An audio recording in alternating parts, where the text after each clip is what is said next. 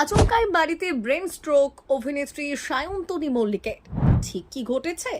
TV দেখতে দেখতেই শরীরে অস্বস্তি শুরু হয়।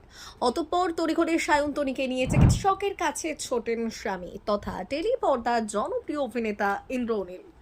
পরীক্ষা করে দেখা যায় মস্তিষ্কে রক্তক্ষরণের জেরেই গুরুতর অসুস্থ হয়ে পড়েছেন তিনি।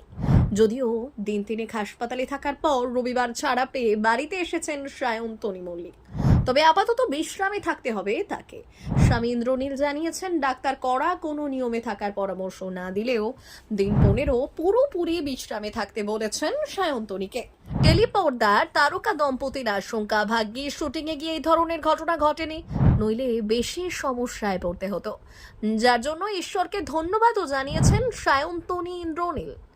সদ্য সোশ্যাল মিডিয়ার পাতায় হাসপাতাল থেকে একটি ছবি ভাগ করে স্বামীকে ধন্যবাদ জানিয়েছেন সায়ন্তনী। দেখা গেল অভিনেত্রীর পরনে হাসপাতালের পোশাক, চোখে মুখে অসুস্থতার ছাপ। পোস্টে লেখা, তোমাকে ছাড়া বেঁচে থাকা সম্ভব হতো না বল, ঈশ্বরকে ধন্যবাদ।